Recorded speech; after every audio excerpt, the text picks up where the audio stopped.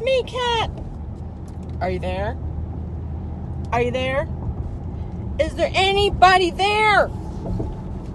Okay, well, I just have to pop on real quick because I want to ask any of you with teenagers right now,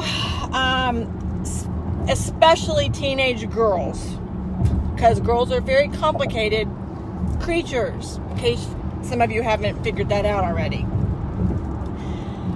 I wanted to tell you guys, it's about this whole tribe thing, and how I wanted to say how grateful I am right now. I'm going to be honest, I had a huge kerfuffle with Gia last night about something, and it bled into this morning, and it was very stressful because I don't like Gia, and I have a really good relationship, and we don't usually have kerfuffles. So being in a kerfuffle with Gia, it kind of makes me sick to my stomach. And to make this more complicated for me, I'm working today. Thank you, Jesus. I'm going out to schlep houses today.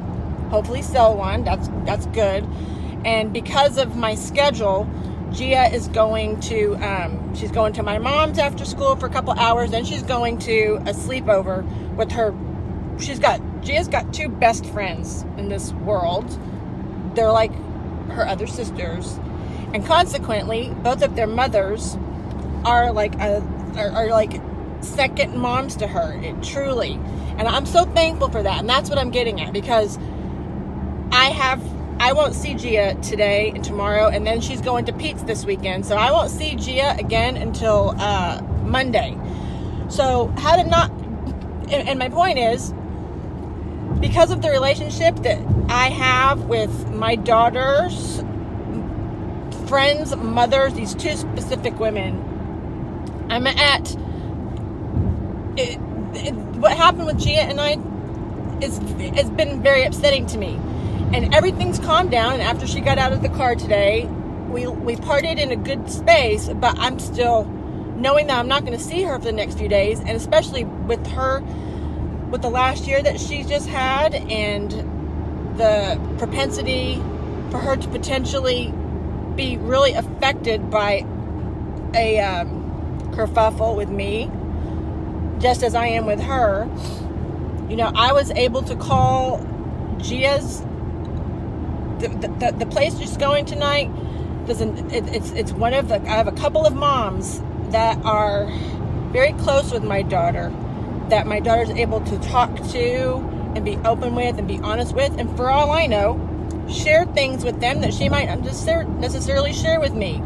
And that's a good thing. I mean, if you don't have other moms or dads in your life, depending on which kind of child you have, I think it's important. Because if it weren't for the fact that I was able to call my friend Rachel today and say, look, when you get a hold of Gia today, this is what happened. I want you to know. And, I wanted her to know so that she could kind of see where Gia is when she gets a hold of her tonight. And she knows my daughter very well. She knows her personality very well. And she's going to know immediately if what happened with Gia and I is bleeding into her any further than it needs to. And if it weren't for the fact that I was able to call this woman, she's a dear person to me. If it wasn't for the fact that I was able to call her and say, look, this is what happened, blah, blah, blah. It's a wing mom, having a wing mom, and having another person that you can count on as a mother of a teenager to help in a situation like this. It's just a blessing, because otherwise, if I didn't have that relationship and Gia didn't have that relationship with this woman, I would be a train wreck all day. I don't even know.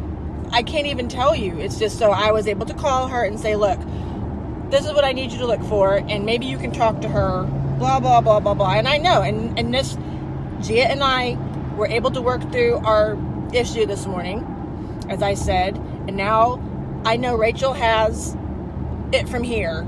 And so I know that I can go out to work today and not be in a panic all day that my daughter is is her emotions aren't going to be looked after, or just because you know what, these teenagers, it's a lot. And if you have a child that's been through any type of trauma, especially with Gia, like I worry about her. I mean, I don't need.